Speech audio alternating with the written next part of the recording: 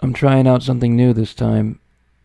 I watched a podcast where Digibro talked about how he talks into the microphone, and he said that he talks into the side of the microphone and not directly into the microphone to avoid, getting all those pops on the plosives.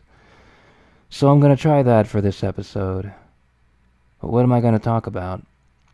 I have no clue, and I wish that I had something to talk about, but I don't.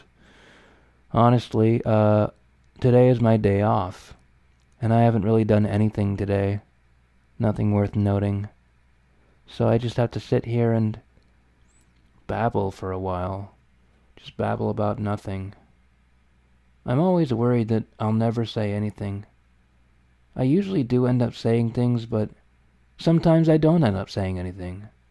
It's so confusing, the process of doing this.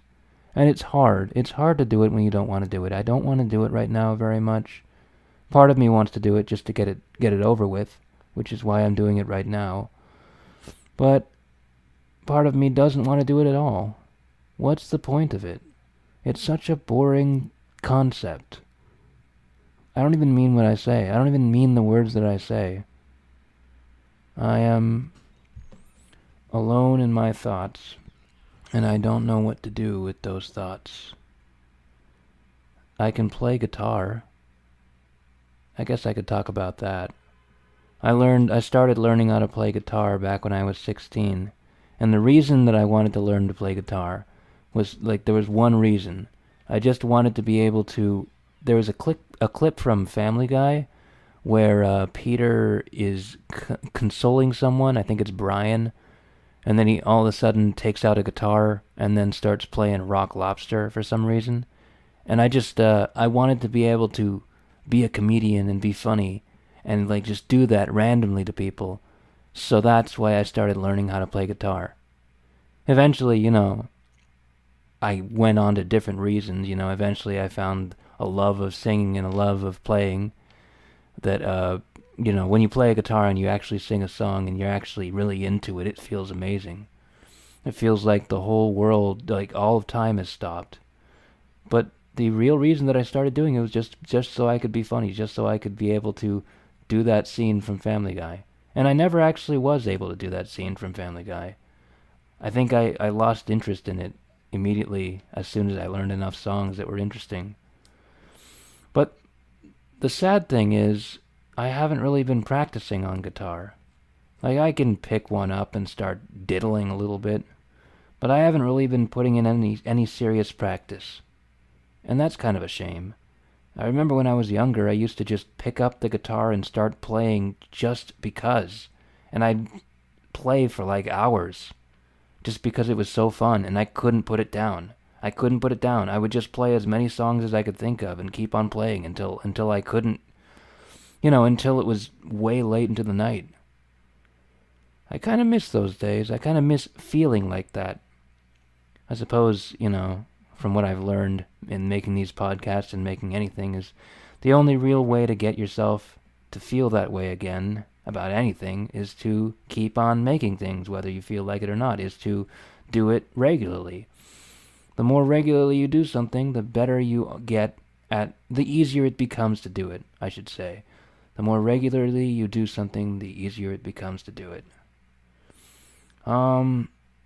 Yeah, I guess that's all I have to say about guitar. I learned a bunch of songs. Sometimes I play songs for my family. Sometimes I play songs for friends. Oftentimes I just play songs for myself, but it's never really just for myself. Whenever I'm playing songs on my own, I always see it as a kind of a practice for playing it in front of other people. It's and it's always, every single time that I play a song, I like to look at it as me practicing, trying to get better at that song. Even if I'm rusty or even if I'm bad at it, I gotta try my best with that song and put all of my passion into it and try to improve at it, try to get better. And I actually kind of fell out of that belief system for a little while. I got into this system where I wanted to keep my skills up, keep on being able to do something, keep on having the ability to play the song correctly. And I would end up getting worried about, like, oh, well, it doesn't sound like I'm playing with the right tempo. I don't think that I'm keeping the beat. I think that I'm losing the beat every half beat, and it's going wrong, and I didn't sing on key, and it's like that mode of thinking just does not work. I found out the best mode of thinking to approach when you're learning guitar or playing guitar or whatever is to just do it at every single thing that you're doing is practice for the future. That's probably a good way to look at life. I could look at this podcast the same way. This is just practice. So if I fail at this, it doesn't mean anything. All it means is that I'm learning. How you interpret failure is a very important part of how you live, how to actually get success in life. Because a lot of the most successful people have failed dozens and dozens of times. I think they say about starting a business that most people don't realize this because they only start one business and then fail, but 90% of people who are successful at business fail at least 5 or 6 or 10 times to start a business, but they keep on trying. They keep on getting up and learning from their failures, and then eventually they succeed.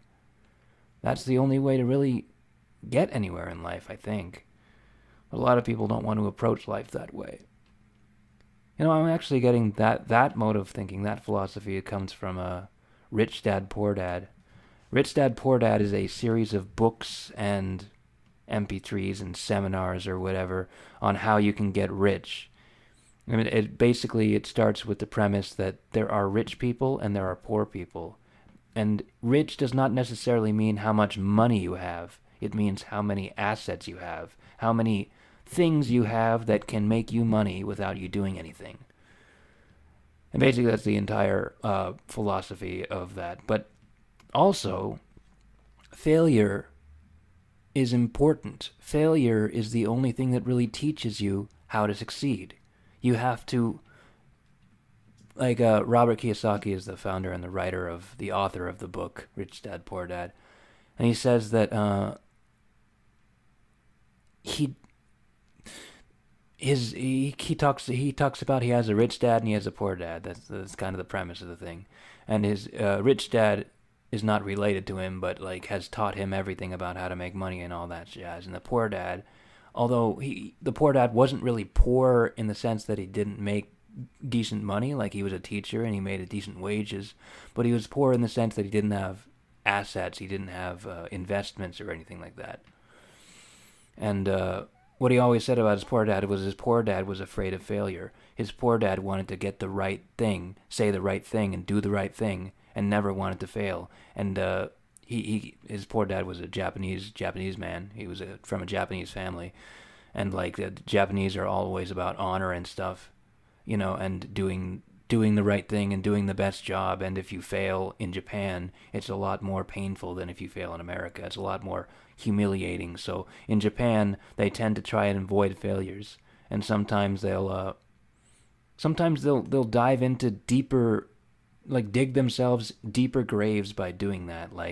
In Japan, there is a mortgage, a regular house mortgage can last 100 years. And just think about what that means. That means that the mortgage, the debt, gets passed on to your ancestors, gets passed on to your progeny, passed on to your children. Can you imagine if that were true in America? That would be awful. If I had to pay off my dad's debts, or if my dad had to pay off my grandpa's debts, we wouldn't get anywhere. Whatever, I don't know. I'm just spewing thoughts, and I don't even know if these thoughts are coherent. These thoughts are coherent to me. Once again, I always say this, but these thoughts always sound coherent to me because I have all of the knowledge about what I'm saying. I understand in the context of what I'm saying. But I don't understand if people who are listening to me understand what I'm saying through the context of what I'm saying. It's confusing. And I don't know. But I guess that's the end of this episode. I'll see you guys next time. I'm thinking that I might actually let me talk about something real quick. I tested the waters. Not tested the waters. I tested out taking like 7 of these and then just pasting them together in Audacity and then releasing that as like an hour 20 minute, hour long, an hour long or hour and 20 minute long full podcast. And I think that actually kind of works better. So I might do that. If I ever release these, I might release them as hour-long segments. Like once a week, I would release 7 episodes at once in an hour-long video. Might be a better way to might make it more digestible, or I'm not sure. It's just it's more fun to listen to something for a longer period of time than it is to just listen to something like a very short thing. I've found, and that might just be because I'm getting older, and I guess I just appreciate getting invested in something a lot more than I did when I was younger. But whatever. That's all that I'm saying. So this is the end of the podcast. This is the end of this episode. Hope you like it. If you don't, I don't know. You don't have to listen to this. This is your choice. You can listen to it if you want. You can stop listening to it if you want. You can leave a comment that's nasty or mean. Do whatever you want. This is the end. See you guys next time.